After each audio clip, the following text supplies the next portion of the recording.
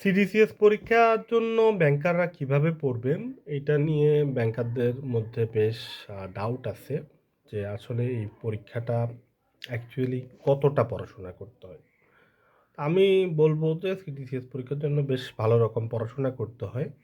তবে আ কিছু common mistake আছে যেগুলো আসলে এভয়েড করতে পারলে সিডিসিএস জার্নিটা অনেক বেশি মিনিংফুল হয়।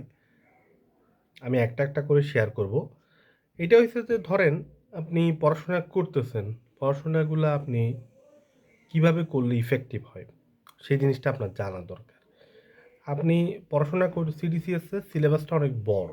তো এই সিলেবাস কাভার করতে গেলে যেটা সমস্যা হয়, আপনি যখন ইউসিপির ১ থেকে ৩৯ নাম্বার পর্যন্ত আর্টিকেল পড়ে যাবেন, অথবা আইএসবিপির বিভিন্ন সেকশনগুলা পড়ে যাবেন, ইউআরআর পড়বেন, ইনকোটার্ম পড়বেন।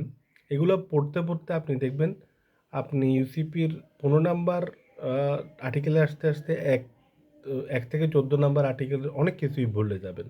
আবার ৩৯ নাম্বারে যাইতে ১৫ থেকে ৩৮ পর্যন্ত অনেকগুলোই ভুলে যাবেন।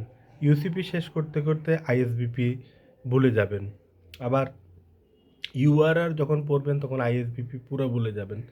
এই অবস্থা যখন হবে আপনার ভিতর তালগোল পেকে যাবে এবং আপনি একটা প্রবল ফ্রাস্ট্রেশনে ভুগবেন। এই ফ্রাস্ট্রেশন দূর করতে হইলে আপনাকে শুরু থেকে স্ট্র্যাটেজিক অ্যাপ্রোচে যাইতে হবে। স্ট্র্যাটেজিক অ্যাপ্রোচটা কি? স্ট্র্যাটেজিক অ্যাপ্রোচ হলো আপনি যখন পড়াশোনাটা করবেন, অর্থাৎ আপনি যতই আগাইতে থাকবেন, আপনার উচিত হবে প্রতিদিন একটা মেইনটেন্যান্স টাইম ঠিক করা। মেইনটেন্যান্স টাইম জিনিসটা কি? এটা হচ্ছে যে আপনি রেগুলার পড়াশোনা তো করবেনই, সাথে দিনে ১ বা আধা ঘন্টা সময় রাখবেন যে পুরনো পড়াগুলোকে রিভাইজ দেওয়ার।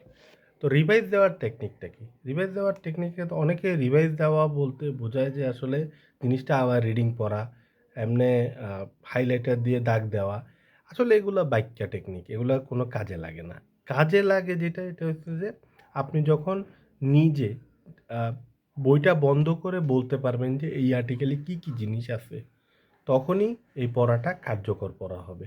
আদারওয়াইজ এটা কোনো কার্যকর পড়া হবে না। আপনাকে চোখ বন্ধ করে বলতে পারতে হবে যে এই আর্টিকেল 1 এর বিষয় হচ্ছে যে অ্যাপ্লিকেশন অফ ইউসিপি 600, এবং এটাতে আ যেকোনো ধরনের ডকুমেন্টারি ক্রেডিটের ক্ষেত্রে ইউসিপি ব্যবহার করার কথা বলা হয়েছে, এবং এখানে অনুসারে মডিফাই এবং এক্সক্লুশন এর অপশন আছে আর্টিকেলগুলা। এভাবে করে যখন আপনি বলতে পারবেন তখন বুঝবেন যে আপনার পড়াটা হইছে। আদারওয়াইজ বুঝবেন যে পড়াটা হয় নাই। তো এটা কিন্তু একটা মানদণ্ড। এটার মাধ্যমে আপনি বুঝতে পারবেন আপনার পড়াটা হচ্ছে বা না হচ্ছে। এইভাবে আপনি পড়াটা চালাইয়া গেলে এবং শেষ পর্যন্ত আপনি যদি কন্টিনিউ করতে পারেন সিডিসিএস পাস করতে পারবেন। Thank you.